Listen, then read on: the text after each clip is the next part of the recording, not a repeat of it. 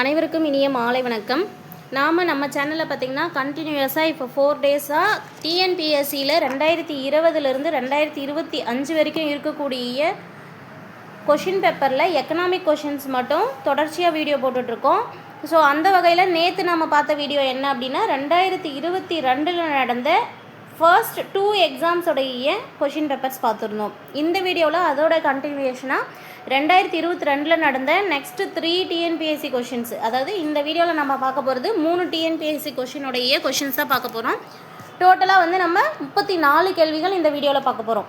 So இந்த video ஃபஸ்ட்லேருந்து last வரைக்கும் ஸ்கிப் பண்ணாமல் பாருங்கள். டிஎன்பிஎஸ்சியை பொறுத்த வரைக்கும் நமக்கு ஒவ்வொரு கொஷினுமே ரொம்ப ரொம்ப முக்கியம். ஒரு மார்க்கில் எத்தனையோ பேர் போஸ்டிங் தவற விட்டுட்டு மறுபடியும் 1 இயர் 2 இயர் அதுக்காக உட்காந்து படிச்சுட்ருப்பீங்க. ஸோ ப்ரீவியஸ் இயர் கொஷின்ஸ் படிக்கிறது மூலமாக நமக்கு என்ன ப்ளஸ் இருக்குது அப்படின்னு பார்த்திங்கன்னா, என்ன மாதிரியெல்லாம் கொஷின்ஸ் எல்லாம் கேட்பாங்க, எந்த டாப்பிக்லேருந்து அதிகமான கொஷின்ஸ் கேட்டிருக்காங்க, எந்த டாப்பிக்கு நம்ம இம்பார்ட்டன்ஸ் கொடுக்கணும் அப்படிங்கிறத தெரிஞ்சுக்கிறதுக்கு ரொம்பவே யூஸ்ஃபுல்லாக இருக்கும். ஸோ அப்படி பார்க்கும்போது இன்றைக்கி நம்ம பார்க்க போகிறது என்ன, எக்கனாமிக் வீடியோவுடைய 5th வீடியோ இது. இதுக்கு முன்னாடி 4 வீடியோஸ் அப்லோட் பண்ணி அதையும் தனியாக நான் ப்ளேலிஸ்ட்டில் ஆட் பண்ணியிருக்கேன். அதை பார்க்காதவங்க ஒரு டைம் பார்த்துக்கோங்க. ஸோ அதோடைய கண்டினியூவேஷனாக இந்த வீடியோவில் நம்ம ஃபஸ்ட்டு கொஷின் என்ன அப்படிங்கிறத பார்த்துடலாம். புதுவாழ்வு திட்டம் ஏன் தொடங்கப்பட்டது அப்படின்னு கொடுத்துருக்காங்க. கொஷின் என்ன கொடுத்துருக்காங்க, புதுவாழ்வு திட்டம் ஏன் தொடங்கப்பட்டது. ஸோ இந்த புதுவாழ்வு திட்டம் அப்படிங்கிற திட்டத்துடைய குறிக்கோள் என்ன அப்படின்னு பார்த்தீங்கன்னா, வறுமையை ஒழிப்பது. ஆன்சர் என்ன வரும், வறுமையை ஒழித்தல் அப்படிங்கிறது தான் ஆப்ஷன் 7 இருக்குது. ஸோ வறுமையை ஒழிப்பதற்காக கொண்டு வரப்பட்டது இந்த புதுவாழ்வு திட்டம். ப்ரீவியஸ் இயர் கொஷின்ஸில் நம்ம ஒரு 50 கேள்விகள் பார்க்குறோம் அப்படின்னா, அந்த 50 கேள்விகள் பார்த்து முடிச்சுட்டு நீங்கள் ஏதாச்சும் ஒரு கொஷின் பேப்பரை எடுத்து அனலைஸ் பண்ணி பார்த்தீங்கன்னா, நம்ம பார்த்த ப்ரீவியஸ் இயர் கொஷின்ஸ்லேருந்து கண்டிப்பாக நமக்கு ஒரு 3 to 4 கொஷின்ஸ் ரிப்பீட் ஆகிருக்கும். ஸோ ப்ரீவியஸ் இயர் கொஷின்ஸ் பார்க்குறதுக்கான ரீசன் இதுவுமே ஒன்று, கொஷின்ஸ் ரிப்பீட் ஆகும், ஞாபகம் வச்சுக்கோங்க. அடுத்த கேள்வி, தமிழ்நாடு நீர்வள ஆதார பாதுகாப்பு மற்றும் நீர் மேலாண்மை இயக்ககம் தொடங்கப்பட்டதின் நோக்கம் என்ன அப்படின்னு கேட்டிருக்காங்க. அதாவது தமிழ்நாடுக்கு நீர்வள ஆதார பாதுகாப்பு மற்றும் நீர் மேலாண்மை இயக்கம் தொடங்கப்பட்டிருக்கு. அந்த இயக்கம் தொடங்கப்பட்டதுக்கு குறிக்கோள் அல்லது அதோடைய நோக்கம் அப்படின்னு கேட்டிருக்காங்க. அருகி வரும் நீர்வளங்களை, அதாவது குறைந்து கொண்டே வருவது, அருகி வரும் அப்படிங்கிறது குறைந்து கொண்டே வரக்கூடிய நீர்வளங்களை மக்கள் பெருமளவில் நன்மையடையும் வகையில் பயன்படுத்திட வகை செய்வது. இருக்கக்கூடிய குறைவான நீர்வளத்தை கூட பயன்படுத்தி மக்கள் எப்படி பயன் பெறலாம் அப்படிங்கிறத மக்களுக்கு கொண்டு சேர்ப்பதற்காக தான் கொண்டு வரப்பட்டது இந்த நீர் மேலாண்மை இயக்ககம் அப்படின்னு சொல்லக்கூடியது. இதில் என்ன பண்ணலாம், ஃபார் எக்ஸாம்பிள் என்ன சொல்லலாம் அப்படின்னா, நார்மலாக நம்ம நீர்ப்பாசன முறைகளை விட்டுட்டு சொட்டு நீர் பாசனம் மூலமாக நமக்கு தண்ணியோடைய அளவு குறைவாக இருந்தாலுமே விவசாயம் அதிகமாக பண்ண முடியும் இல்லையா, அதை ஒரு பெஸ்ட் எக்ஸாம்பிளாக இதுக்கு சொல்லலாம். நெக்ஸ்ட் கேள்வி, மேட்ச் இட் கொடுத்துருக்காங்க, அதாவது பொறுத்துக்க ஒரு குறியீடு கொடுத்துருக்காங்க. அந்த குறியீடு உருவாக்கப்பட்ட ஆண்டும் கொடுத்துருக்காங்க. அதை மேட்ச் பண்ணும்போது நமக்கு ஆன்சரில் என்ன வரும் அப்படிங்கிறது தான் ஃபைண்ட் அவுட் பண்ணணும். இதில் இருக்கக்கூடிய இந்த 4 குறியீடுகளுமே, இந்த 4 பரிமாணங்களுமே மிக மிக முக்கியமானது. இதில் இருக்கக்கூடிய ஒவ்வொரு கொஷினும் தனித்தனியாக கேள்வி கேட்கக்கூடியது, ஏற்கனவே கேட்டிருக்கவும் செய்திருக்காங்க. ஸோ ஒவ்வொன்றா பார்த்துடலாம். மனித மேம்பாட்டு குறியீடு, அதாவது ஹியூமன் டெவலப்மெண்ட் இண்டெக்ஸ் HDI அப்படின்னு சொல்லி நம்ம சொல்லுவோம். இந்த மனித மேம்பாட்டு குறியீடு எந்த ஆண்டு உருவாக்கப்பட்டது, இதுதான் முதல் கேள்வி. ஸோ இந்த கேள்விக்கான ஆன்சர் என்ன வரும் அப்படின்னா 1990. நான் ஏற்கனவே சொன்னேன், கொஷின்ஸ் ரிப்பீட் ஆகும் அப்படின்னு சொல்லியிருந்தேன் இல்லையா. நம்ம இதுக்கு முன்னாடி போட்டிருக்கிற இந்த 4 வீடியோவிலே நீங்கள் வீடியோவை கரெக்டாக பார்த்துருந்தீங்கன்னா தெரிஞ்சிருக்கும். இந்த HDA பேஸ் பண்ணி 4 கொஷின் பார்த்துருக்கோம். ஒரு வீடியோவில் HDI அதிகமாக இருக்கக்கூடிய மாவட்டம் எது தமிழ்நாட்டில், அப்படி ஒரு கொஷின் கேட்டிருந்தாங்க. ஆப்ஷன்ஸ் பார்த்திங்கன்னா ஏல என்ன ஆப்ஷன் இருந்ததோ அதுவே, பியில் என்ன ஆப்ஷன் இருந்ததோ அது மாதிரி ஒவ்வொரு ஆப்ஷனோட இடம் கூட மாறாமல் அடுத்த கொஷின் பேப்பரில் அந்த கேள்வியை எப்படி மாற்றி கேட்டிருந்தாங்க அப்படின்னா, மனித மேம்பாட்டு குறியீடு HDI குறைவாக பெற்றுள்ள மாவட்டம் எது அப்படின்னு கேட்டிருந்தாங்க. ஸோ 2 கொஷின் ஆச்சா. இன்னொரு கொஷின் பார்த்துருப்போம் ஒரு வீடியோவில், இந்த மனித மேம்பாட்டு குறியீடு யாரால் தொடங்கப்பட்டது அப்படிங்கிறது. அதில் அந்த கொஷினில் வருஷத்தையும் மென்ஷன் பண்ணி காட்டியிருந்திருப்பாங்க. ஸோ இந்த ஒரு 3 கேள்வி இருக்கக்கூடிய கொஷின் பேப்பர் பார்த்துருந்திங்கன்னா இந்த கொஷினுக்கு நம்மளால் ஆன்சர் பண்ண முடிஞ்சிருந்துருக்கோம். மனித மேம்பாட்டு குறியீடு 1990 உருவாக்கப்பட்டது. 2 பேர் உருவாக்கியிருப்பாங்க. பாகிஸ்தானை சேர்ந்த ஒருத்தர் இருந்திருப்பார், இந்தியாவை சேர்ந்த ஒருத்தர் இருந்திருப்பார். பாகிஸ்தானை சேர்ந்தவங்க பார்த்திங்கன்னா மெஹபூப் உல் ஹக் அப்படின்னு சொல்லக்கூடிய ஒரு பொருளாதார அறிஞரும், இந்தியாவை சேர்ந்த அமர்தியா சென் அவர்களும் சேர்ந்து தான் நமக்கு இந்த HDI குறியீட்டை மேம்படுத்தி கொடுத்துருந்துருப்பாங்க. ஸோ மனிதவள மேம்பாட்டு குறியீடான HDI எப்போது தொடங்கப்பட்டது, 1990. ஸோ ஃபஸ்ட்டுக்கு ஆன்சர் என்ன வரும், 4ஆக இருக்கிறது. அடுத்தது, பாலின தொடர்பான மேம்பாட்டு குறியீடு, அதாவது எந்த ஜெண்டர் அப்படிங்கிறத development index, gender development index அப்படின்னு சொல்லுவாங்க. இந்த பாலின மேம்பாட்டு குறியீடு எப்போது கொண்டு வரப்பட்டதுன்னு பார்த்தீங்கன்னா 1995. அடுத்தது மனித வறுமை குறியீடு, ஹியூமன் பாவர்ட்டி இண்டெக்ஸ் அப்படின்னு அதுக்கு பேர், அதை தான் HPI அப்படின்னு கொடுத்துருக்காங்க. மனித வறுமை குறியீடு கொண்டு வரப்பட்டது பார்த்திங்கன்னா 1997. அடுத்து பாருங்கள் 1000 ஆண்டு மேம்பாட்டு இலக்கு அப்படின்னு சொல்லிட்டு ஒரு இலக்கு வச்சுருந்துருப்பாங்க 2000. ஸோ இப்படி மேட்ச் பண்ணும்போது நமக்கு என்ன ஆன்சர் வரும் அப்படின்னா 4, 3, 2, 1 அப்படின்னு மேட்ச் ஆகி ஆப்ஷன் பி தான் சரியான ஆன்சராக வரும். அடுத்த கேள்வி போயிடலாம். இதில் வந்து பார்த்திங்கன்னா வரி சாராத வருவாயோடைய ஆதாரங்கள் என்னென்ன அப்படின்னு கேட்டிருக்காங்க. வருவாயை வந்து நம்ம ரெண்டாக பிரிக்கலாம், வரி வருவாய், வரியற்ற வருவாய் அப்படின்னு சொல்லிட்டு. இதில் வரி இல்லாத வருவாய் என்ன அப்படிங்கிறது தான் கேள்வி. நமக்கு வந்து வரி சாராத வருவாய்னு சொல்லிட்டு பொதுத்துறை நிறுவனங்களுடைய வருவாய்கள், மரண தீர்வைகள், விற்பனை வரி, செஸ் வரி கொடுத்துருக்காங்க. இதில் நமக்கு என்ன ஆன்சர் வரும் அப்படின்னு பார்த்தீங்கன்னா வரி சாராதது எதுன்னு பார்த்தீங்கன்னா பொதுத்துறை நிறுவனங்களுடைய வருவாய்களும் செஸ் வரியும் தான். ஸோ அப்படி பார்க்கும்போது ஆப்ஷன் பி 1 மற்றும் 4 இதுதான் சரியான ஆன்சர். நெக்ஸ்ட் கேள்விக்கு போயிடலாம். இதில் வந்து பார்த்திங்கன்னா நேரடி வரி இல்லாததை கேட்டிருக்காங்க. சரியா, மொத்தம் 3 வரி கொடுத்துருக்காங்க. ஒன்று சரக்கு மற்றும் சேவை வரி, ஒன்று சொத்து வரி, இன்னொன்று கொடை வரி. இதில் நேரடி வரி இல்லாதது எது அப்படின்னு கேட்டிருக்காங்க. ஸோ நேரடி வரி இல்லாதது வந்து ஜிஎஸ்டி தான். ஜிஎஸ்டி வந்து ஒரு மறைமுக வரி, ஞாபகம் வச்சுக்கோங்க. இதில் இப்போ ஜிஎஸ்டியை பற்றி பார்த்துட்டோமா, ஜிஎஸ்டி ஒரு வரின்னு சொல்லிட்டாங்க. இதை பேஸ் பண்ணி நம்ம ஆல்ரெடி 2 கொஷின் பார்த்துருக்கோம். ஒன்று ஜிஎஸ்டி வந்து எப்போது நடைமுறைக்கு வந்தது அப்படின்னு ஒரு கேள்வி கேட்டிருக்காங்க. ஸோ கொஷின்ஸ் வந்து எப்படி ஒரு டாப்பிக்கை பேஸ் பண்ணி அதை சுற்றியே கொஷின் எடுக்கிறாங்க அப்படிங்கிறத தெரிஞ்சுக்கோங்க. ஜிஎஸ்டி நடைமுறைக்கு வந்தது ஒன்றும், பாராளுமன்றத்தில் நிறைவேற்றப்பட்டது ஒன்றும் பார்த்துருப்போம். நடைமுறைக்கு வந்தது அப்படின்னு பார்த்தீங்கன்னா ஜூலை 1, 2017. அதுவே பாராளுமன்றத்தில் நிறைவேற்றப்பட்டது அப்படின்னு பார்க்கும்போது மார்ச் 29 அதே வருஷம் 2017. ஸோ நமக்கு ஜிஎஸ்டியை பொறுத்த வரைக்கும் 3 கொஷின். ஜிஎஸ்டி அப்படிங்கிறது ஒரு மறைமுக வரி, அதை ஞாபகம் வச்சுக்கணும். ஜிஎஸ்டி வந்து எப்போது நடைமுறைக்கு வந்தது, எப்போது பாராளுமன்றத்தில் நிறைவேற்றப்பட்டது. இங்கே இந்த கொஷினோட ஆன்சர் என்ன, நேரடி வரி அல்லாதது வந்து சரக்கு மற்றும் சேவை வரி, ஜிஎஸ்டி வரி தான், 1 மட்டும் அப்படிங்கிறது தான். இந்த சொத்து வரியோ அல்லது கொடை வரியெல்லாம் நேரடியாக செலுத்தக்கூடியது. அதாவது ஒருவர் சம்பாதிப்பதற்கு நேரடியாக வரி செலுத்துவாங்க. கொடை வரி வந்து யாருக்காவது வந்து அவங்க தானம் கொடுக்குறாங்கன்னா அதுக்கு வரி செலுத்துவாங்க. அந்த மாதிரி கொடை வரியெல்லாம் இருக்கும். சரியா, இதெல்லாம் நேரடி வரி. ஜிஎஸ்டி ஒரு மறைமுக வரி. ஸோ இந்த கொஷினுமே ஆல்ரெடி நம்ம பார்த்த கொஷின் தான், ரிப்பீட் கொஷின், ஞாபகம் வச்சுக்கோங்க. நித்தி ஆயோக் அப்படிங்கிறதுக்கு என்ன அப்ரிவேஷன் அப்படின்னு கேட்டிருக்காங்க.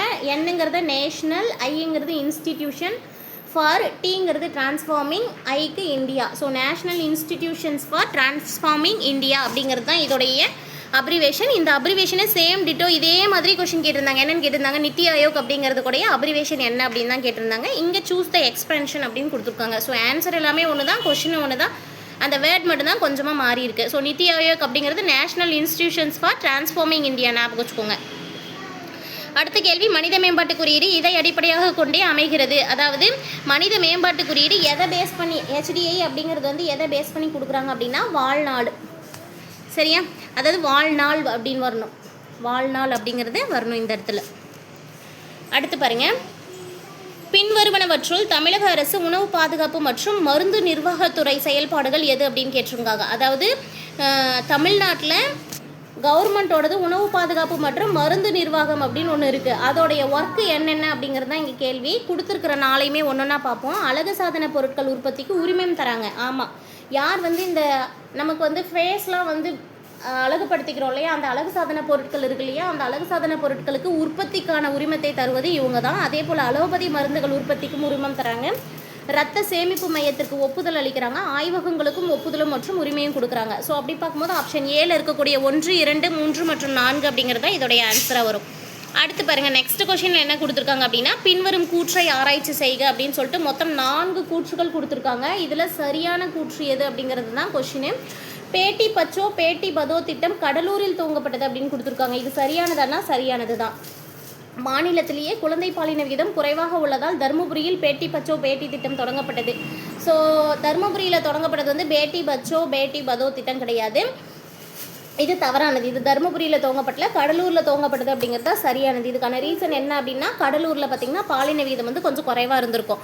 அடுத்தது 2011 தமிழ்நாட்டில் குழந்தை பாலின விகிதம் 943/1000 அப்படின்னு சொல்லி கொடுத்துருக்காங்க. இது மக்கள் தொகை கணக்கெடுப்பின் படி அப்படின்னு கொடுத்துருக்காங்க இல்லையா, இதுவும் தவறானது.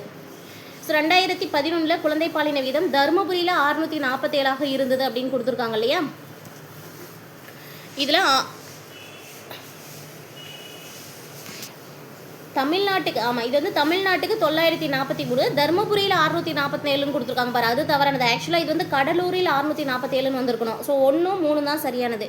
அந்த 1, 3 சரி அப்படின்னு சொல்லக்கூடிய ஆப்ஷன் எதில் இருக்குது அப்படின்னு பார்த்தீங்கன்னா ஆன்சர் ஆப்ஷன் ஏல தான் 1 மற்றும் 3 சரி அப்படின்னு கொடுத்துருக்காங்க. அடுத்தது பாருங்கள், பணத்தோட மதிப்பை குறைத்தல் விளக்கம். அதாவது பண மதிப்பு குறையுது அப்படின்னா அதுக்கு என்ன, அந்த பண மதிப்பு குறைதல் அப்படின்னா அதுக்கான விளக்கம் என்ன அப்படின்னு கேட்டிருக்காங்க. அதுதான் இந்த கொஷினுடைய எக்ஸ்ப்ளனேஷன். பணத்தின் மதிப்பு குறைதலுக்கான விளக்கம் என்ன அப்படின்னு கேட்டிருக்காங்க. மொத்தம் 4 விளக்கம் கொடுத்துருக்காங்க. ஒன்று, பணத்தோட மதிப்பு குறையுது அப்படின்னா பொருளாதாரத்தில் புதிய நாணயத்தை அறிமுகப்படுத்துறதுன்னு அர்த்தம் அப்படின்னு சொல்கிறாங்க. இது தவறானது. மற்ற நாணயங்களோட தொடர்புடைய நாணயங்கள் எல்லாத்தையும் அதிகாரப்பூர்வமாக மதிப்பு குறைச்சிருவாங்க. அதாவது ஒவ்வொரு நாணயத்தையும் கம்பேர் பண்ணி அதோடைய மதிப்பை குறைச்சிருவாங்க. இதுதான் பணத்தோட மதிப்பை குறைக்கிறது அப்படின்னு சொல்கிறாங்க. இதுவும் கிடையாது. ஒரு நாணய சட்டமுறையின் போது ஒரு நாணயம் வந்து ஒரு நிலையாக சட்டமுறை மூலமாக போயிட்டுருக்கு அப்படின்னா அதோடைய நிலையை வந்து அகற்றக்கூடியதை உள்ளடக்கியது தான். சரியா? ஆப்ஷன் சி தான் இதுக்கு சரியான ஆன்சர். மற்ற நாணயங்களோடு தொடர்புடைய நாணயத்தின் அதிகாரப்பூர்வ மதிப்பை அதிகரிப்பது அப்படின்னு கொடுத்துருக்காங்க. இதுவும் வராது. So answer is option C. அடுத்த கேள்வி, கீழே தரப்பட்டுள்ளவற்றுள் MGNREGSின் சாதனை அல்ல அப்படின்னு கொடுத்துருக்காங்க. அதாவது Mahatma Gandhi national rural development அப்படின்னு கொடுத்துருப்பாங்க. 2005 மகாத்மா காந்தி தேசிய ஊரக வேலைவாய்ப்பு உறுதி திட்டம் அப்படின்னு சொல்லிட்டு காந்தியோட பிறந்தநாளை முன்னிட்டு அக்டோபர் 2ஆம் தேதி இதை ஸ்டார்ட் பண்ணியிருப்பாங்க. என்ன அப்படின்னா கிராமங்கள்லாம் பார்த்திங்கன்னா எல்லாருமே போயிட்டே இருப்பாங்க. 100 நாள் வேலை அப்படின்னு சொல்லிட்டு ஒரு வேலை இருக்கும் இல்லையா, அதை பற்றி தான் இதை கொடுத்துருக்காங்க. இந்த கொடுத்துருக்கிறதுல இந்த 100 நாள் வேலை பற்றின இன்ஃபர்மேஷனில் வந்து அதோடைய சாதனை இல்லாதது எது அப்படின்னு கேட்டிருக்காங்க. வேலை வாய்ப்பை அதிகப்படுத்துறது. ஆக்சுவலாக இந்த 100 நாள் வேலை கொண்டு வந்ததுக்கான மெயினான ரீசன் என்ன அப்படின்னா கிராமப்புறங்களில் வந்து வேலை வாய்ப்புகள் இருக்காமல் நிறைய வறுமை இருக்குது. ஸோ கிராமப்புற மக்களுக்கு வேலையை அதிகப்படுத்தணும் அப்படிங்கிறதுக்காகவும் வேலை வாய்ப்பை இன்க்ரீஸ் பண்ணுறதுக்காகவும் இந்த திட்டம் கொண்டு வரப்பட்டது. அப்போ இந்த வேலை வாய்ப்பை அதிகப்படுத்துதல் அப்படிங்கிறது இதோட சாதனை தான். அதே போல் உள்ளாக்க நிதியம், அதாவது பெண்களாக இருந்தாலும் சரி, அதே போல் வந்து கிராமப்புறங்களில் இருக்கிற ஆட்களாக இருந்தாலும் சரி என்ன பண்ணுவாங்க அப்படின்னா அவங்கக்கிட்ட வந்து பணம் அதிகமாக இல்லாமல் வறுமையில் அதிகமாக இருப்பாங்க இல்லையா. ஸோ அவங்கக்கிட்ட பணத்தை வந்து கொண்டு போய் சேர்க்கணும். அதாவது அவங்களுக்கும் ஒரு குறிப்பிட்ட அளவான அமௌண்ட் வந்து இன்கமாக கிடைக்கணும் அப்படிங்கிற ரீசனை பேஸ் பண்ணி தான் இது தொடங்கப்பட்டது. ஸோ உள்ளாக்க நிதியம் அப்படிங்கிறது சரியானது. குறைந்தபட்ச கூலியை அதிகப்படுத்துதல். ஸோ சிலர்லாம் பார்த்திங்கன்னா ஒரு வேலை செய்கிறதுக்கு ஒரு 10 பேர் பயன்பட வேண்டிய இடத்துல 20 பேர் கூட அந்த வேலையை செஞ்சுட்டு இருப்பாங்க. ஸோ 10 பேருக்கு கொடுக்கக்கூடிய சம்பளத்தை வந்து 20 பேருக்கு பிரித்து கொடுப்பாங்க. அந்த மாதிரி இருக்கும்போது அவங்களுக்கான இன்கம் வந்து குறையும் போது வறுமை அதிகமாகும். அதை தவிர்க்கணும் அப்படிங்கிறதுக்காக மினிமம் இவங்களுக்கு வந்து இந்த வேலைக்கு வந்தாங்கன்னா இவ்வளோ அமௌண்ட் கம்பல்சரி கொடுத்துருவோம் அப்படின்னு சொல்லிட்டு ஒரு குறைந்தபட்ச கூலியை வந்து அதிகப்படுத்தி தருவாங்க. இப்போவுமே பார்த்திங்கன்னா அவங்க ஃபஸ்ட்டு ஸ்டார்டிங்கில் வரும்போது ஒரு குறிப்பிட்ட அமௌண்ட் இருந்திருக்கும். இப்போ எனக்கு தெரிஞ்சு வரும்போது வந்து 100 அந்த மாதிரி இருந்ததுன்னு நினைக்கிறேன். மேபி அது இப்போ கிட்டத்தட்ட வந்து 300 ரூபா ஒருத்தவங்களுக்கு, 300, 350, அது சரியாக தெரியல. 3 to 350 வரைக்கும் இருக்கும். 300லேருந்து 350 இந்த மாதிரி அவங்களுடைய கூலி வந்து அதிகப்படுத்தப்பட்டிருக்கு இல்லையா. அந்த மாதிரி குறைந்தபட்ச கூலியை வந்து அதிகப்படுத்தி கொடுக்கணும் அப்படிங்கிறது ஒரு ரீசனாக இருந்தது இதை உருவாக்குனதுக்கு. நடைமுறைப்படுத்துதல் உள்ள ஒழுங்கற்ற தன்மை, அதாவது இதை நடைமுறைப்படுத்துதல் ஒரு ஒழுங்கற்ற தன்மை இருக்குது அப்படின்னு சொல்கிறாங்க இல்லையா, அது அதோடைய சாதனைன்னு கொடுத்துருக்காங்க பாருங்கள். அது தவறானது. அடுத்து நெக்ஸ்ட் கேள்வி, பின்வரும் சிறப்பு பொருளாதார மண்டலம் பற்றிய உண்மை கூற்றை குறிப்பிடுக அப்படின்னு கொடுத்துட்டாங்க. ஆக்சுவலாக 2 கூற்று கொடுத்துருக்காங்க. ஸ்பெஷல் எக்கனாமிக் ஜோன்ஸ் அப்படின்னு சொல்லுவாங்க, செஸ் அப்படின்னு சொல்லுவாங்க. இதை ஸ்பெஷல் எக்கனாமிக் ஜோன்ஸ் அப்படின்னு சொல்லக்கூடிய இந்த சிறப்பு பொருளாதார மண்டலங்கள் பற்றி 2 கூற்றுகளில் எது உண்மையானது எது உண்மையற்றதுன்னு கேட்டிருக்காங்க. உற்பத்திக்கான மூலப்பொருட்களுக்கு வரி இல்லாத இறக்குமதி, அதாவது நாம் ஒரு பொருளை வந்து உற்பத்தி செய்ய போகிறோம் அப்படின்னா அந்த உற்பத்தி செய்வதற்கான மூலப்பொருட்கள், பேசிக் நீட்ஸ் அப்படின்னு சொல்லுவாங்கல்ல, அந்த மூலப்பொருட்களை வந்து இறக்குமதி செய்கிறோம். ஐ மீன் வேறு ஸ்டேட்லேருந்து ஒரு ஸ்டேட்டுக்கோ வேறு நாட்டிலேருந்து நம்ம நாட்டுக்கோ இறக்குமதி செய்கிறோம் அப்படின்னா அந்த இறக்குமதிக்கு வரி கிடையாது அப்படிங்கிறது இவங்களுடைய ஒரு முக்கியமான விஷயமா இருந்தது. முதல் 5 ஆண்டுகளுக்கு ஏற்றுமதி வருமானத்தில் 100 விழுக்காடு வரி விலக்கு அளிக்கப்பட்டது. அதாவது எக்ஸ்போர்ட் பண்ணுறோம், இம்போர்ட் பண்ணுறதுக்கு வரி குறைச்சிருந்தாங்க. எதுக்குன்னு பார்த்தீங்கன்னா பேசிக் நீட்ஸ் வாங்கும் போது இம்போர்ட்டுக்கு வந்து வரி குறைச்சிருந்தாங்க. அதே போல் எக்ஸ்போர்ட் பண்ணும்போது ஃபஸ்ட்டு 5 வருஷத்துக்கு யாராவது ஒரு தொழில் வந்து புதுசாக தொடங்குறாங்க அப்படின்னா அவங்களுக்கு முதல் 5 ஆண்டுகளுக்கு ஏற்றுமதி வருமானத்தில் அவங்களுக்கான வருமானத்தில் 100 விழுக்காடு வரி விலக்கு அளிக்கப்பட்டது அப்படின்னு சொல்லியிருக்காங்க. ஸோ இதில் பார்த்திங்கன்னா நமக்கு ஆன்சர் என்ன அப்படின்னா 1 மற்றும் 2 ரெண்டுமே சரியானது தான். Answer option C. அடுத்த கேள்வி பாருங்கள், ரெப்போ விகிதம் அப்படின்னு சொல்லிட்டு என்ன அப்படின்னு கேட்டிருக்காங்க. ஆர்பிஐயில் பார்த்திங்கன்னா 2 விகிதம் கொடுத்துருப்பாங்க, ரெப்போ ரேட்டு அந்த மாதிரி இன்னொரு ரேட் அப்படி அது என்ன அப்படின்றத நீங்கள் வந்து கமெண்ட் பண்ணணும். அப்போ தான் நீங்கள் எந்த அளவுக்கு படிச்சிருக்கீங்க வங்கியை பற்றி அப்படின்னு தெரிஞ்சிருக்கும். ஸோ ஆர்பிஐ மூலமாக 2 விகிதங்கள் வந்து பணத்தை குறிப்பிடப்படும். ரெப்போ விகிதம் அப்படிங்கிறது ஒன்று. இங்கே வந்து நம்ம ரெப்போ விகிதத்தை பற்றி படிச்சிடலாம். ரெப்போ விகிதம் அப்படிங்கிறது வந்து ரிசர்வ் வங்கி வணிக வங்கிகளுக்கு அளிக்கும் கடனுக்கான வட்டி. அதாவது ரெப்போ வங்கியிலிருந்து, அதாவது பேங்க்லேருந்து இன்னொரு பேங்க்குக்கு வட்டி கொடுக்குறாங்க. அதுவும் எந்த பேங்க்கு? ஆர்பிஐ பேங்க், ரிசர்வ் பேங்க் வந்து கொடுக்குறாங்க. என்ன அப்படின்னா வணிக வங்கிகளுக்கு கொடுக்கக்கூடிய கடனுக்கான வட்டி விகிதம். ஒரு ரிசர்வ் பேங்க் இருக்குது. ரிசர்வ் பேங்க்லேருந்து ஒரு 2-3 பேங்க்குக்கு வந்து என்ன பண்ணுறாங்க அப்படின்னா பேங்க் 1 பேங்க் 2ன்னு வச்சுக்கோங்க. ரெண்டுமே வணிக வங்கி, சரியா? ஆர்பிஐ இருக்குது, 2 பேங்க் இருக்குது, B1 B2ன்னு போட்டுக்கோங்க. இந்த 2 பேங்க்குக்கும் என்ன பண்ணுறாங்க அப்படின்னா வணிகம் செய்வதற்காக கடன் கொடுத்துருது ஆர்பிஐ. அந்த ஆர்பிஐ கொடுத்த கடனுக்கு இந்த 2 வங்கிகளும் சேர்த்து ஒரு வட்டி செலுத்துகிறாங்க பார்த்தீங்களா? அந்த வட்டிக்கு பேர் தான் ரெப்போ ரேட் அப்படின்னு சொல்லுவாங்க, ரெப்போ விகிதம் அப்படின்னு சொல்லுவாங்க. அந்த மாதிரி ஆர்பிஐ வந்து ஒரு வட்டி செலுத்துவாங்க. அது என்ன அப்படிங்கிறது தான் இன்னொரு ரேட்டு, சரியா? அது என்ன, அதுக்கான எக்ஸ்ப்ளனேஷன் என்ன அப்படிங்கிறது நீங்கள் கம்பல்சரி கமெண்ட்டில் வந்து சொல்லணும். அடுத்த கேள்வி, எதனால் சில செலவுகளை திட்டம் சாராத வருவாய் செலவுகள் என அழைக்கிறோம்? ஸோ நம்ம வந்து பார்த்திங்கன்னா சில சமயம் செலவு கூட நம்ம எதில் சேர்க்குறோம் அப்படின்னா வருவாயில் சேர்க்குறோம். திட்டம் சாராத வருவாய் செலவுகள், திட்டம் சாராத வருவாயில் இருக்கக்கூடிய செலவுகள் எந்த செலவுகள் அப்படின்னு கேட்குறாங்க, சரியா? எந்த செலவுகள் எல்லாம் திட்டம் சாராத வருவாய் செலவுகளாக கன்சிடர் பண்ணப்படுது அப்படிங்கிறது தான் எங்கள் கேள்வி. 5 ஆண்டு திட்டத்தில் வராத செலவுகள். 5 இயர்ஸ் பிளான், ஒவ்வொரு 5 வருஷத்துக்கும் பிளான் இருக்கும் இல்லையா? 5 இயர்ஸ் பிளானு. இப்போ 5 இயர்ஸ் பிளானை வந்து இது பண்ணிவிட்டு என்ன பண்ணியிருக்காங்க, நித்தி ஆயோக் கொண்டு வந்துருக்காங்க. ஸோ இந்த 5 ஆண்டு திட்டங்கள் இருக்கும்போது இந்த 5 ஆண்டு திட்டத்தில் வராத செலவுகள் எல்லாமே எதில் சேர்ப்பாங்க அப்படின்னா திட்டம் சாராத வருவாய் செலவுகள் அப்படின்னு சேர்ப்பாங்க. அடுத்த கேள்வி பாருங்க, இந்திய ரிசர்வ் வங்கியோடைய செயல்பாடுகள் என்னென்ன? ஆர்பிஐன்னு தெரியும், சரியா? இந்தியாவுக்கு இருக்கக்கூடிய மிக உயர்ந்த ஒரு வங்கியாக கருதப்படுவது, இந்தியாவின் மைய வங்கியாக கருதப்படுவது. ஆர்பிஐ பொறுத்த வரைக்கும் நாம் இதுக்கு முன்னாடி பார்த்துருக்கிற 4 வீடியோவில் ஆர்பிஐ பற்றி 2 கொஷின்ஸ் பார்த்துருக்கோம். அந்த 2 கொஷின் என்ன அப்படின்றத கமெண்ட் பண்ணுங்கள். அப்போ அந்த வீடியோ வந்து நீங்கள் அனலைஸ் பண்ணியிருக்கீங்களா அப்படின்னு தெரிஞ்சிடும், சரியா? அதில் ஒரு கொஷின் நானே சொல்லிடுறேன். ஆர்பிஐ வந்து எப்போது ஆரம்பிக்கப்பட்டது அப்படின்ற ஒரு கேள்வி வந்து கேட்டிருந்திருப்பாங்க. ஒரு கொஷின் பேப்பரில் இப்படியே இருக்கும், இந்திய ரிசர்வ் வங்கி எப்போது துவங்கப்பட்டது அப்படிங்கிறது தான் கேள்வி. அதுக்கான ஆன்சர் கமெண்ட் பண்ணுங்கள். அதே போல் ஆர்பிஐ வங்கியை பற்றி இன்னொரு கொஷினும் நம்ம பார்த்துருக்கோம் முன்னாடி பார்த்த 4 வீடியோவில். அந்த கொஷினை வந்து கமெண்ட் பண்ணுங்கள். இதில் ஆர்பிஐயோடைய செயல்பாடுகள்னு பார்க்கும்போது நாணயம் வெளியிடுதல். ஸோ நாணயத்தை வெளியிடுவது ஆர்பிஐ தான். அரசாங்கத்தின் வங்கியாளராக இருக்கிறது, சரியா? அரசாங்கத்துக்கான வங்கியாக செயல்படுவது, அரசாங்கத்தின் மைய வங்கியாக செயல்படுவது ஆர்பிஐ தான். வங்கிகளின் வங்கியாக இருப்பதும், அதாவது இந்தியாவில் ஒரு 100 வங்கி இருக்குது அப்படின்னா அந்த 100 வங்கிகளுக்கும் ஒரு வங்கியாக செயல்படுது. ஃபார் எக்ஸாம்பிள் நாமெல்லாம் போய் ஒரு ஒர்க் செய்யணும் அப்படின்னா பேங்க்கில் போய் லோன் வாங்குவோம் இல்லையா? பேங்க்கே போய் ஒரு இடத்துல லோன் வாங்கணும்னா எங்கே வாங்குவாங்கன்னா ஆர்பிஐயில் தான் போய் வாங்குவாங்க. அதனால தான் இதுக்கு வந்து வங்கிகளின் வங்கி அப்படின்னு சொல்லி பேர்.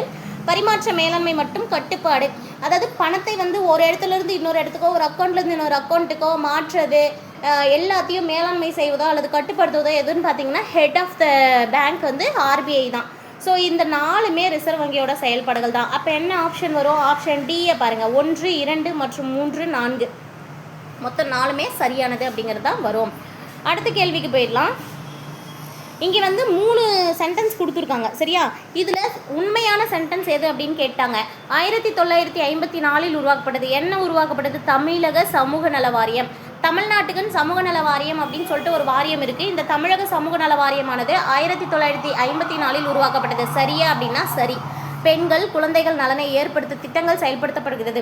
அதாவது இந்த சமூக நல வாரியம் என்ன பண்ணுது அப்படின்னா பெண்கள் மற்றும் குழந்தைகளுக்கு நலனை ஏற்படுத்தக்கூடிய திட்டங்களை செயல்படுத்திட்டு வராங்க அப்படின்னு சொல்கிறாங்க. பெண்களுக்கும் குழந்தைகளுக்கும் பல்வேறு நலத்திட்டங்களை செயல்படுத்திக்கிட்டு இருக்கிறது தமிழக சமூக நல வாரியம் அப்படின்னு கொடுத்துருக்காங்க.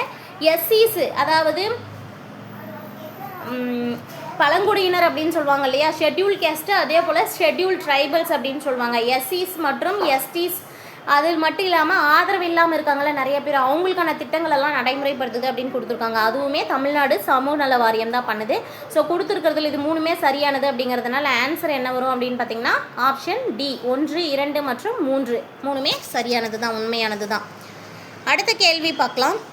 தமிழக அரசின் முதல் மனிதவள மேம்பாட்டு அறிக்கை வெளியிடப்பட்ட ஆண்டு. ஸோ மனிதவள மேம்பாட்டு ஆணையம் வந்து எப்போது உருவாக்கப்பட்டதுன்னு பார்த்தாச்சு. மனிதவள மேம்பாட்டு அறிக்கை எப்போது வெளியிடப்பட்டது அப்படின்னு பார்த்தீங்கன்னா 2003. ஞாபகம் வச்சுக்கோங்க. மனிதவள மேம்பாட்டு அறிக்கை முதலாக வெளியிடப்பட்டது தமிழகத்தில், இந்தியாவில் நினச்சிக்காதீங்க. தமிழக அரசுடைய முதல் மனிதவள மேம்பாட்டு அறிக்கை 2003ஆம் ஆண்டு வெளியிடப்பட்டது. அடுத்து பாருங்கள், சங்கல்ப் அப்படிங்கிறது இதோடு தொடர்புடைய தொடுத்தாக்கத்தின் முதற்படி அப்படின்னு சொல்லியிருக்காங்க. அதாவது சங்கல்ப் அப்படிங்கிற திட்டம் எதோடு தொடர்பு படுத்தலாம் அப்படின்னு கேட்குறாங்க. திறன் மேம்பாட்டு திட்டத்தோடு தொடர்புடையக்கூடியது இந்த சங்கல்ப் அப்படிங்கிற திட்டம். அடுத்த கேள்வி, இந்தியாவில் குறு விவசாயிகள் வைத்திருக்கும் நிலத்தோட அளவு. அதாவது இந்தியாவை பொறுத்த வரைக்கும் விவசாயிகளை வந்து சிறு விவசாயிகள், குறு விவசாயிகள், பெரு விவசாயிகள் அப்படி வந்து பிரிச்சுட்டு இருப்பாங்க. அந்த மாதிரி குறு விவசாயிகளை பொறுத்த வரைக்கும் எவ்வளவு நிலம் வைத்திருந்தால் அவர்கள் குறு விவசாயிகளாக வகைப்படுத்தப்படுறாங்க அப்படின்னு பார்த்தீங்கன்னா 1 hectare. Answer is option A, 1 hectare அப்படிங்கிறது சரியானது. நெக்ஸ்ட் கேள்வி பார்க்கலாமா? 13வது நிதிக்குழுவுடைய தலைவர் யார் அப்படின்னு கேட்டிருக்காங்க. 13வது நிதிக்குழுவின் தலைவர். இந்த நிதிக்குழு அப்படிங்கிறது எவ்வளவு இம்பார்ட்டன்ஸ் அப்படிங்கிறது முன்னாடி இருக்கிற 4 வீடியோ பார்த்துருந்தீங்கன்னா தெரிஞ்சிருக்கும். இந்த 4 வீடியோவில் 3 கொஷின் வந்து வந்திருக்கு, உங்களுக்கு ரிப்பீட் ஆகலை. பட் இந்த கான்செப்ட்லேருந்து கொஷின் எடுத்திருக்காங்க. 10வது நிதிக்குழுவுடைய தலைவர் கேட்டாச்சு, 15வது நிதிக்குழுவின் தலைவர் கேட்டாச்சு, 14வது நிதிக்குழுவுடைய தலைவர் 2 டைம் கேட்டாச்சு. ஸோ அப்படி பார்க்கும்போது 13வது நிதிக்குழுவுடைய தலைவர் இந்த கொஷினில் கேட்டிருந்திருக்காங்க. அப்போ நீங்கள் என்ன பண்ணணும் அப்படின்னா, நிதிக்குழு அப்படின்னு எடுத்துக்கிறோன்னா நிதிக்குழுவுடைய இது வரைக்கும் எத்தனை நிதிக்குழு போயிட்டுருக்கு, கரண்ட்டில் நடந்துட்டுருக்கிற நிதிக்குழு எத்தனாவது, கரண்ட்டில் இருக்கக்கூடிய தலைவர் யார், அந்த மாதிரி முதல் நிதிக்குழு யார், முக்கியமான சில விஷயங்கள் நடந்திருக்கும், அந்த சமயங்களில் நிதிக்குழு தலைவராக யார் இருந்தாங்க, இதுக்கு முன்னாடி இப்போ ஃபார் எக்ஸாம்பிள் வந்து இப்போ 15 இல்லைனா 16 போயிட்டுருக்கு அப்படின்னா அதுக்கு முன்னாடி ஒரு 3 நிதிக்குழுவுக்கு தலைவர் யார் அப்படிங்கிறதெல்லாம் நீங்கள் தெரிஞ்சு வச்சுக்கணும். ஸோ அப்படி பார்க்கும்போது 13வது நிதிக்குழுவின் தலைவர் விஜய் கேல்கர். ஞாபகம் வச்சுக்கோங்க. Answer option C, Vijay Kelkar அப்படிங்கிறது ஒரு. அடுத்த கேள்வி, இந்திய பொருளாதாரத்தில் பிரதான இடம் வகிப்பது எது அப்படின்னு கேட்டிருக்காங்க. இந்திய பொருளாதாரத்தை பொறுத்த வரைக்கும் விவசாயம் மட்டுமே பிரதான இடம் வகிக்கக்கூடியது. இந்தியா ஒரு விவசாய நாடு, இதை ஞாபகம் வச்சுக்கோங்க. மற்ற நாடுகளோட கம்பேர் பண்ணும்போது இந்தியா வந்து எதை பொருளாதார பேக் போனாக வச்சுருக்கு, முதுகெலும்பாக இருப்பது விவசாயம் மட்டுமே. இது வந்து காந்தியடிகள் அவர்களே சொல்லியிருப்பாங்க. இந்தியா வந்து விவசாயத்தை வந்து பேஸ் பண்ணி தான் இந்தியாவுடைய பொருளாதாரமே இருக்குது அப்படின்னு சொல்லியிருப்பாங்க. So answer is option B, விவசாயம் அப்படிங்கிறது சரியானது. அடுத்த கேள்வி பாருங்கள், டேஸ் ஆனது பொது வருவாய் மற்றும் செலவு திட்டம் ஆகியவற்றில் விரும்பத்தக்க விளைவுகளை தருவதற்கும் தேசிய வருமானம், உற்பத்தி மற்றும் வாய்ப்பு ஆகியவற்றில் விரும்பத்தகாத விளைவுகளை தருவதற்கும் காரணமாக இருக்குது. அதாவது சில நல்ல விஷயங்களும் இருக்குது, சில கெட்ட விஷயங்களும் இருக்குது. அது எதுலன்னு கேட்குறாங்க. அதில் என்னென்னலாம் நல்ல விஷயம் இருக்குது அப்படின்னா, பொது வருவாய் மற்றும் செலவு திட்டம் இதில் நல்ல விளைவுகளை ஏற்படுத்துதான். தேசிய வருமானம் அல்லது உற்பத்தி அல்லது வேலைவாய்ப்பு இதிலெல்லாம் வந்து விரும்பத்தகாத விளைவுகள் அப்படின்னா கொஞ்சம் அதில் வந்து ட்ராபேக்ஸ் இருக்குது அப்படின்னு அர்த்தம். அது எதுலன்னு பார்த்தீங்கன்னா நிதி கொள்கையில் தான், இந்தியாவுடைய நிதி கொள்கையில். ஞாபகம் வச்சுக்கோங்க. இது கொஞ்சம் காம்ப்ளிகேட்டடான கொஷினாக தான் இருக்குது. அடுத்த கேள்வி, மனித மேம்பாட்டு குறியீடு கீழ்கண்டவற்றுள் எதன் அடிப்படையில் உருவாக்கப்படுது அப்படின்னு கேட்டிருக்காங்க. சரியா? இந்த கொஷின் ரிப்பீட் கொஷின். ஞாபகம் வச்சுக்கோங்க. இது வந்து 3வது டைம் நான் போட்ட இந்த 4-5 வீடியோவிலையும் 3வது டைமாக இந்த கொஷினை பார்க்குறேன். மனித மேம்பாட்டு குறியீடு கீழ்கண்டவற்றில் எதன் அடிப்படையில் உருவாக்கப்பட்டிருக்கு அப்படின்னு கேட்டிருக்காங்க. ஸோ 3 வார்த்தை தான் நம்ம ஞாபகம் வச்சுருந்துருக்கணும். சரியா? 3 வார்த்தை, வேறு ஒன்றும் கிடையாது. வாழ்நாள், அதாவது ஒரு மனிதன் எவ்வளோ நாள் வாழ்கிறான் அப்படிங்கிறது, அதே போல் அவங்களுடைய வாழ்க்கை தரம் எப்படி இருக்குது அப்படிங்கிறது, அதே போல் அவங்களுடைய நோயுற்ற தன்மை எப்படி இருக்குது, இதை பேஸ் பண்ணி தான் வந்து HDI வந்து ஃபிக்ஸ் பண்ணப்படும். ஸோ இதுக்கான ஆன்சர் என்ன அப்படின்னா ஆப்ஷன் ஏ, அதாவது 1, 2 மற்றும் 3. இதான் 1, 2, 3 தானே. வாழ்நாள், வாழ்க்கை தரம், அவங்களுடைய கல்வியை பேஸ் பண்ணி. நோயுற்ற தன்மை இதில் வராது. நோயுற்ற தன்மை அப்படிங்கிறத பேஸ் பண்ணியெல்லாம் யாருமே வந்து HDI ஃபிக்ஸ் பண்ண மாட்டாங்க. வாழ்நாள், அவங்களுடைய ஆயுட்காலம், அதே போல் அவங்களுடைய வாழ்க்கை தரம், அதே போல் அவங்களுடைய கல்வி தகுதியை பேஸ் பண்ணி. இது 3 வார்த்தையும் படிச்சிட்டிங்கன்னா இந்த கொஸ்டின் எங்கே கேட்டாலும் உங்களால் ஆன்சர் பண்ண முடியும். இதவே எப்படியெல்லாம் கேட்பாங்க அப்படின்னா, இங்கே 3 வார்த்தை இருக்கா, ஸோ ஒரு வார்த்தை வந்து பொருந்தாததாக போட்டு பொருந்தாதது எதுன்னு கூட இதே கேள்விக்கு அவங்க கொஷின் கிரியேட் பண்ணியிருக்கலாம். ஞாபகம் வச்சுக்கோங்க. கொஷின்ஸ் வந்து ஒரு டாபிக் இருக்குது அப்படின்னா அந்த டாப்பிக்கில் கம்பல்சரியாக கொஷின் கேட்பாங்கன்னா கேட்டே தான் இருப்பாங்க. அந்த கேட்கக்கூடிய கேள்விகள் தான் மாறுமே தவிர HDIயில் காமனாக ஒரு கொஷின் கேட்பாங்க. எப்படியெல்லாம் கேட்பாங்கன்னு ஞாபகம் வச்சுக்கணும். HDIயில் இப்போ ரீசெண்டாக போன வருஷம் எந்த இடத்துல இருந்தோம் நாம அப்படின்னு கேட்கலாம். ஸோ HDI எப்போது உருவாக்கப்பட்டது, யாரால் உருவாக்கப்பட்டது, எதற்காக உருவாக்கப்பட்டது, அதில் என்னென்னலாம் வந்து இருக்குது, எத்தனை பாயிண்ட் எடுத்தால் எதில் வைக்கிறாங்க, அந்த மாதிரிலாம் வந்து அதை சுற்றி என்னெல்லாம் இருக்கோ அந்த இன்ஃபர்மேஷன் எல்லாத்தையும் நம்ம தெரிஞ்சுக்கணும். அடுத்த கேள்வி, தமிழகத்தில் மிஷன் குழு, அதாவது செம்ட் அப்படின்னு சொல்கிறாங்க, அது எதுக்காக உருவாக்கப்பட்டது அப்படின்னு கேட்டிருக்காங்க. தேசிய மின்னாளுமை திட்டத்தின் படி திறன் மேம்பாட்டு முயற்சியோடைய ஒரு பகுதி. நான் இது எதுக்காக எடுத்தேன் அப்படின்னு பார்த்தீங்கன்னா, இது ஆக்சுவலாக வந்து அட்மினிஸ்ட்ரேஷனில் வரக்கூடிய ஒரு கேள்வி தான், கவர்னன்ஸில் வரக்கூடிய ஒரு கொஷின் தான். ஆனால் திறன் மேம்பாட்டு முயற்சியின் ஒரு பகுதியாக தான் இந்த இது கொடுத்துருக்காங்க அப்படின்னா அதற்காக தான், அந்த திறன் மேம்பாடு அப்படிங்கிறதுக்காக இதை எடுத்திருக்கேன். அடுத்த கேள்வி, நிதி ஆயோக்கின் அறிக்கையின்படி தமிழ்நாட்டின் நிலையான வளர்ச்சி இலக்கு 2019 குறியீடானது மாநிலங்களின் வரிசையில் எந்த இடத்துல இருக்குது அப்படின்னு கேட்டிருக்காங்க. ஸோ நிதி ஆயோக் வந்து ஒரு அறிக்கை சப்மிட் பண்ணுவாங்க. அந்த அறிக்கையில் தமிழ்நாடு 2019 எந்த இடத்துல அப்படின்னு கேட்டிங்கன்னா 3rd பிளேஸில் இருக்குது. ஸோ நிதி ஆயோக்கை பொறுத்த வரைக்கும் காமனாக ஒரு கொஷின் கேட்டே இருக்காங்க. இதை நாங்கள் நல்லா நோட் பண்ணி பார்த்தீங்கன்னா தெரியும். அடுத்த கேள்வி, தமிழ்நாட்டில் குக்கிராமங்களின் மேம்பாட்டிற்காக அறிமுகப்படுத்தப்பட்ட திட்டம் எந்த திட்டம் அப்படின்னு கேட்டிருக்காங்க. ஸோ தாய் திட்டம் அப்படிங்கிறது தான். தமிழ்நாட்டில் குக்கிராமங்களுடைய மேம்பாட்டிற்கு அறிமுகப்படுத்தப்பட்ட திட்டம் தாய் திட்டம். அடுத்த கேள்வி, மக்கள் தொகையியல் மாற்ற கோட்பாட்டின் பல்வேறு கட்டங்களில் தாழ்ந்த பிறப்பு வீதம் மற்றும் தாழ்ந்த இறப்பு வீதமுடைய கட்டத்தில் பின்வரும் எந்த நிலை ஒத்துப்போகும் அப்படின்னு கேட்டிருக்காங்க. மக்கள் தொகையை பொறுத்த வரைக்கும் பிறப்பு விகிதமும் ரொம்ப கம்மியாக இருக்கும், இறப்பு விகிதமும் ரொம்ப கம்மியாக இருக்கும். அது எங்கே அப்படிங்கிறது தான் கொஷின். சரியா, ஈஸியாக சொல்லணும்னா அதில் மக்கள் தொகையில் நிலையான அல்லது மெதுவான அதிகரிப்பு இருக்கக்கூடியது இதுக்கு காமன் ஆகும். Answer option B. அடுத்த கேள்வி, இந்திய அரசு 2005ஆம் ஆண்டில் பாரத் நிர்மான் என்று அழைக்கப்படக்கூடிய ஒரு கால எல்லைக்குட்பட்ட திட்டத்தை அறிமுகப்படுத்தியது. பாரத் நிர்மான் திட்டத்தை இந்தியா அறிமுகப்படுத்தின வருஷம் 2005. அது என்ன ரீசனுக்காக பாரத நிர்மான் திட்டம் வந்து உருவாக்கப்பட்டது, அதில் தொடர்பே இல்லாதது எது அப்படின்னு கேட்குறாங்க. ஸோ பாரத் நிர்மான் திட்டத்தில் தொடர்புடையதெல்லாம் என்னென்னு தெரிஞ்சால் தான் தொடர்பு இல்லாதது எதுன்னு எடுக்க முடியும். இந்த கிராமப்புற இணைப்பு, கிராமப்புற வீட்டு வசதி, கிராமப்புற நீரழிப்பு எல்லாமே பாரத் நிர்மானில் வரக்கூடியது. சுய உதவி குழுக்கள் பாரத் நிர்மானில் வரவே வராது. ஸோ இது மட்டும்தான் ஃபிக்ஸ் ஆகாதது. Answer option C. ஸோ அடுத்த கேள்வி பாருங்கள், பின்வருவனவற்றுள் எது மத்திய அரசின் கீழே வருகிறது அப்படின்னு கேட்டிருக்காங்க. வங்கிகள் எல்லாமே கம்பல்சரி மத்திய அரசுக்கு கீழே தான் வரும். இந்த விவசாயம், பொது சுகாதாரம், சிறையெல்லாம் வந்து மாநில அரசு. இதில் எதை பேஸ் பண்ணியிருந்தேன்னா பொதுப்பட்டியல், அதாவது மத்திய பட்டியல், மாநில பட்டியல், பொதுப்பட்டியல் அப்படின்னு சொல்லிட்டு 7வது அட்டவணையில் இருக்கக்கூடிய அனைத்து வேலைகளையும் பிரித்து வச்சுருந்துருப்பாங்க. மத்திய அரசு எதுக்கு கீழே, மத்திய அரசுக்கு கீழே கண்ட்ரோலில் என்னென்ன வரும், மாநில அரசுடைய கண்ட்ரோலில் என்னென்ன வரும் அப்படிங்கிறதெல்லாம் அந்த பேஸில் பார்க்கும்போது இங்கே வங்கி வந்து இதோடைய கண்ட்ரோலில் வருது இல்லையா, வங்கி அப்படிங்கிறதுனால தான் இந்த கொஷின் எடுத்திருக்கேன். ஸோ இது வந்து ஆக்சுவலாக பாலிட்டியில் வர கொஷின் தான். வங்கி எந்த இதுக்குள்ளார வருது அப்படின்னு தெரிஞ்சுக்கிறதுக்காக இந்த கொஷின் எடுத்திருக்கேன். அடுத்த கேள்வி, மீள் ரெப்போ விகிதம்.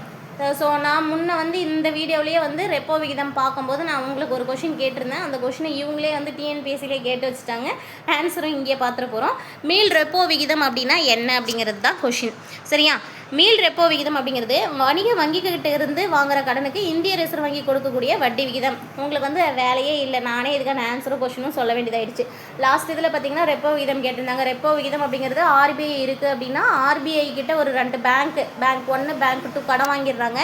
இந்த பேங்க்கும் 1ம் 2ம் வாங்கின கடனுக்கு பேங்க் வந்து ஆர்பிஐக்கு செலுத்துறது வந்து ரெப்போ விகிதம். அதுவே மீள் ரெப்போ விகிதம் அப்படின்னா அப்படியே ரிவர்ஸில் போட்டுக்கோங்க. பேங்க் 1ம் 2ம் இருக்குது, அந்த 2 பேங்க்குக்கிட்டையும் ஆர்பிஐ கடன் வாங்கிடுது அப்படின்னா ஆர்பிஐ வாங்கின கடனுக்கு அந்த 2 பேங்க்குக்கும் திருப்பி கொடுக்கக்கூடிய வட்டி தான் மீள் ரெப்போ விகிதம். ஓகேவா, ஆன்சர் ஆப்ஷன் சி.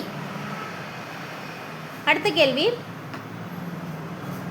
இந்த ECLGS அப்படிங்கிறது வந்து என்ன எக்ஸ்பென்ஷன், அந்த திட்டம் எதுக்கு அப்படின்னு கேட்டிருக்காங்க. இதை வச்சு கண்டுபிடிங்க, இங்கிலீஷை வச்சு. Emergency credit line guarantee scheme, அதாவது அவசரகால கடன் உத்தரவாத திட்டம். ரொம்ப ரொம்ப முக்கியமானது, பார்த்து வச்சுக்கோங்க. இது கொஞ்சம் டிஃப்ரெண்ட்டாக இருக்குது. சரியா, அவசரகால கடன் உத்தரவாத திட்டம் தான் அந்த எமர்ஜென்சி கிரெடிட் லைன் கேரண்டி ஸ்கீம்ன்றது தான் ECLGS அப்படின்னு கொடுத்துருக்காங்க. அடுத்த கேள்வி, தமிழக கல்வித்திட்டத்தில் 3 மொழி ஏற்றுக்கொண்ட ஆண்டு, அதாவது தமிழக கல்வித்திட்டத்தில் 3 மொழிகளையும் ஏற்றுக்கிட்ட ஆண்டு 1965. 1987 தொடங்கப்பட்ட வேலைவாய்ப்பு மற்றும் பயிற்சிக்கான ஆதரவு திட்டம் யாருக்கான நலத்திட்டம் அப்படின்னு கேட்டிருக்காங்க. பெண்களுக்கான நலத்திட்டம். இதில் இன்னொரு கேள்வி எப்படி கேட்பாங்கன்னா, வேலைவாய்ப்பு மற்றும் பயிற்சிக்கு ஆதரவு திட்டம் எந்த ஆண்டு தொடங்கப்பட்டதுன்னு கேட்கலாம். 1987. அதை நம்ம என்னன்னு சொல்லுவோம் அப்படின்னா ஸ்டெப் அப்படின்னு சொல்லுவாங்க. அது ஞாபகம் வச்சுக்கோங்க. அவங்க வந்து பாருங்கள், ஸ்டெப்பு அது எப்படி சொல்லுவாங்க அப்படின்னா the program of supporting to training cum employment, supporting to training cum employment, அதுதான் supporting to training cum employment program அப்படிங்கிறது தான் 1987 கொடுத்துட்டு இருந்தாங்க, அதாவது உருவாக்கி இருந்தாங்க. இந்த வருஷத்தை நிறைய டைம் கேட்டாங்க அப்படிங்கிறதுனால தான் அது யாருக்காக உருவாக்கப்படுது அப்படின்னு சொல்லிட்டு ரீசெண்ட் டைம்ஸில் கேட்டிருக்காங்க. பெண்களுக்காக உருவாக்கப்பட்ட ஒரு திட்டம் தான். அடுத்து ஒரு பொறுத்துக்கு கொடுத்துருக்காங்க.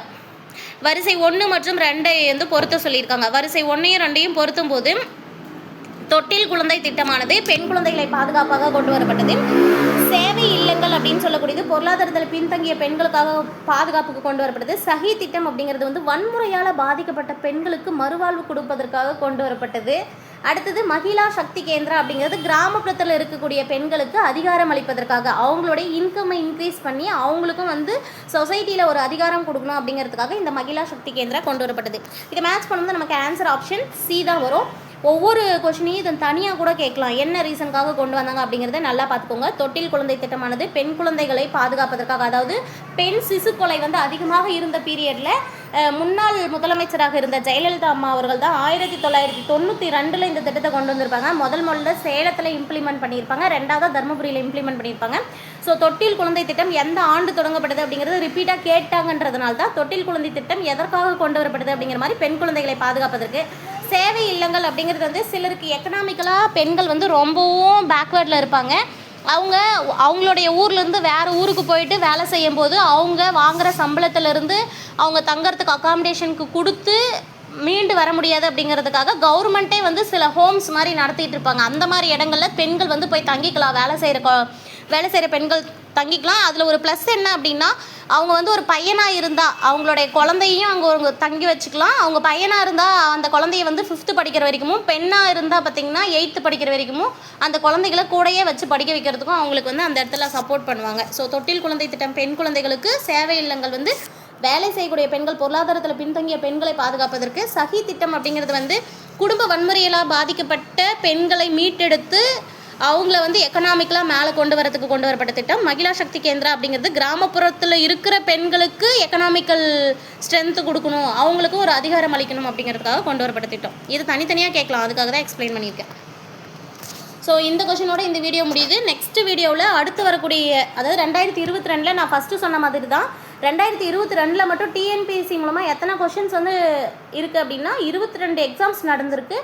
அஃபிஷியல் வெப்சைட்டில் நீங்கள் போய் பார்த்தீங்கன்னா தெரியும். 2022 கொஷின் பேப்பர்ஸ் மொத்தம் 22 இருக்கும். அந்த 22 நம்ம ஆல்ரெடி எத்தனை பார்த்தோம் அப்படின்னா 2020 இருந்தது பார்த்திங்கன்னா ஒரே ஒரு வீடியோவாக மொத்தம் 3 கொஷின் பேப்பர் பார்த்துருக்கோம். 2021 பார்த்திங்கன்னா 7 கொஷின் பேப்பர் இருந்ததுனால அது 2ஆக பிரித்து 2 வீடியோ பார்த்தாச்சு.